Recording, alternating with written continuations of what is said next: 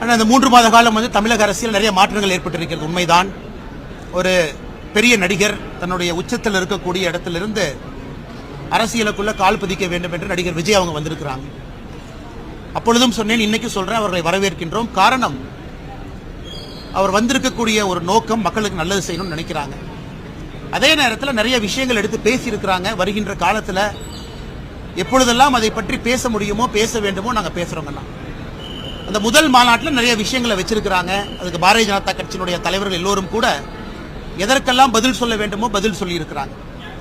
October 28ஆம் தேதிக்கு பிறகு இன்னைக்கு நடிகர் விஜய் அவர்கள் மறுபடியும் 2-3 நிகழ்ச்சியில் பங்கேற்றிருக்கிறாங்க.